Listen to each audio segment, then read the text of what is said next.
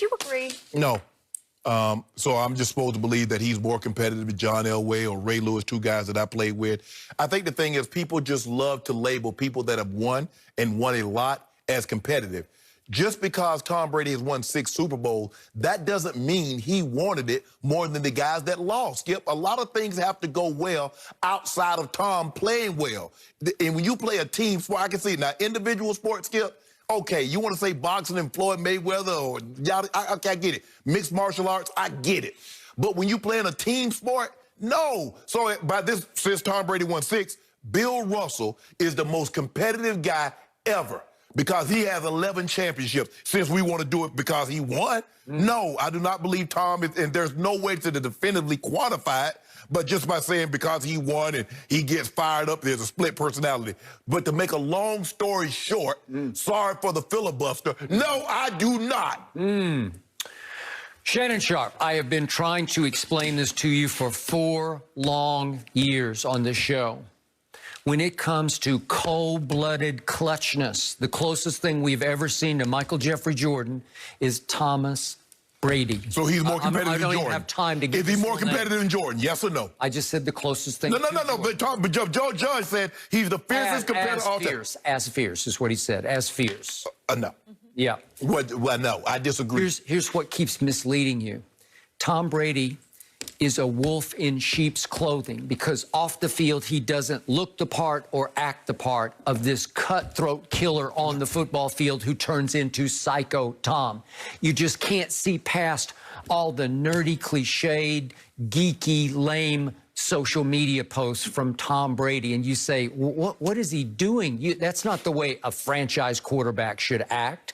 But you can't see through your hatred of Brady to the fourth quarter performances. He's only won 6 Super Bowls with 6 game-winning drives in the fourth quarter overtime. That's impossibly great. That is actually beyond Jordan because he's had more opportunities to be clutch than Jordan did. So he wanted it more than the guys that he beat. They didn't want it. Tom just wanted it more. So that's the way we define it? No, he just did it. Okay, At the highest level in the biggest game in your sport. Yes. He took the game over 6 times in the fourth quarter. Actually, 7 times, 8 times, because he took one over against Eli and should have closed that deal, and Belichick's defense said, here, we'll give it back to you, Eli. Kind of like Pete Carroll decided to say, here, Russ, give it back to Tom Brady like that. I thought that was the right call. You put in the...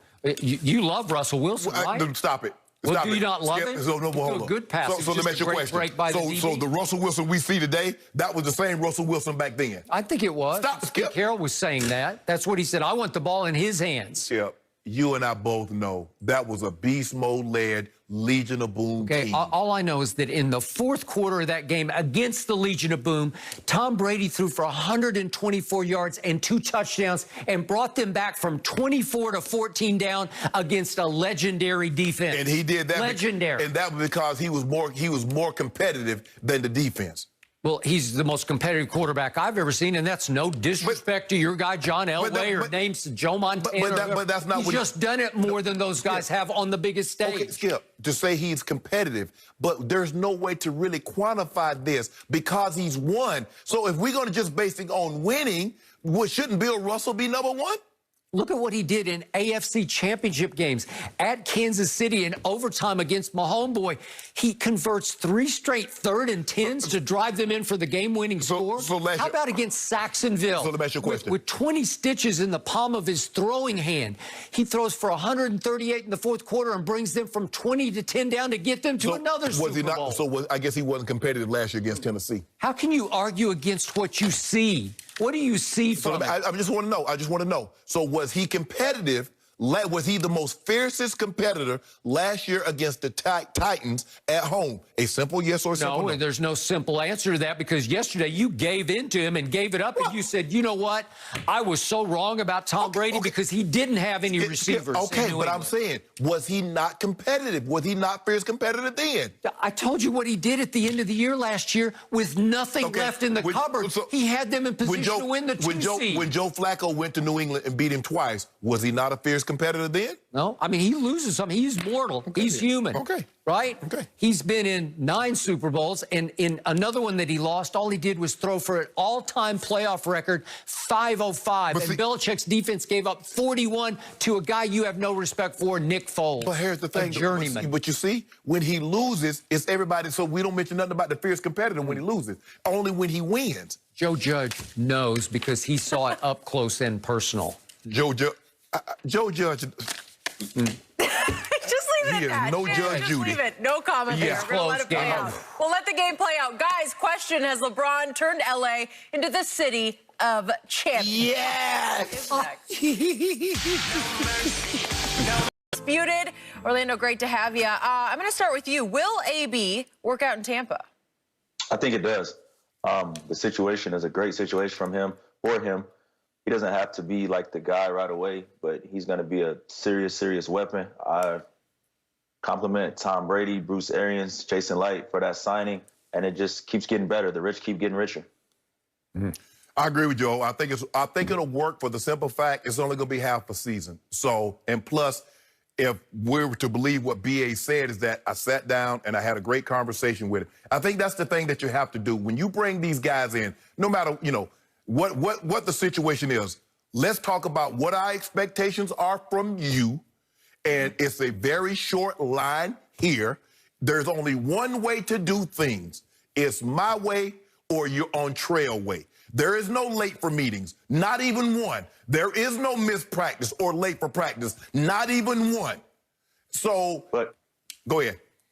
But as a player, and I think you can relate to this as a player, you respect honesty. So if that's the true conversation that him and BA had, and it was an honest conversation, and he told him what he wanted, and he laid it out, and Antonio laid out what he was going to be, but BA's got to stick to that. If Antonio's late one time, if he results back to that behavior because he's not getting the ball, he's got to stick to his word, because Antonio is a hell of a player, but he's one of those people you got to kind of keep your thumb on. You got to kind of keep, if you go back and you look what happened with the Steelers, early on, he was great. He was fantastic. Even Ryan Clark said it. But once he got better and once the success started to creep in, it was one of those guys that they seen. Once you paid him, you weren't going to be able to control him.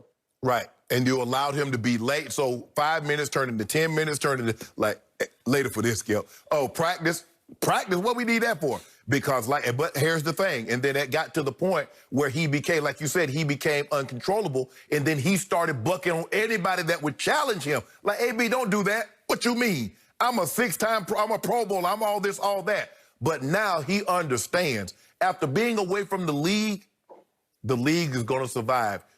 Remember, he went on IGRO and says, I'm going to do things my way. If they don't want to play by my rules, they're not going to play. I'm not going to play. He found out the NFL has been in business for now 101 years. They're going to be in the business for another 101, and they'll be in there without Antonio Brown. He understands that now. So hopefully I hope it works out, because I believe that he's paid his debt to the NFL. Now, they got some other things going on. He's going to have to pay his debt to society, whatever that case may be. But the NFL says he's free and clear with us. So I hope it works out. But like you said, he's a guy you got to keep your hand on, because at least when you least expect it, he going to be AB. AB going to be AB. So BA needs to be BA. I'm sorry. I'm calling baloney on your last statement. You do not hope it works out. You hate Tom Brady. No, you don't want to see Tom Brady win another Super Bowl. Skip, it doesn't change my life. It doesn't. It changes your life in that seat every day. Why? Because it's hotter and hotter. He wins You're wronger and wronger. He wins another Super Bowl because he linked up with great talent, because that's what you said about LeBron. LeBron won all the talent. So now, what you criticize LeBron for, you praise Tom Brady for. Getting all the talent, right? But time out. Yeah.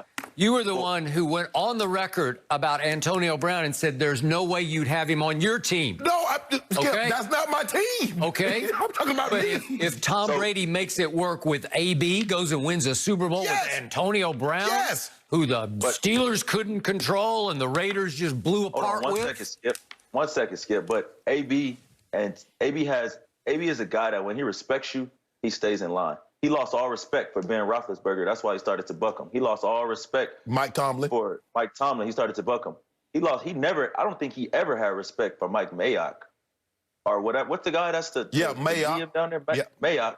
So you see that blew up. I don't think he ever respected Gruden.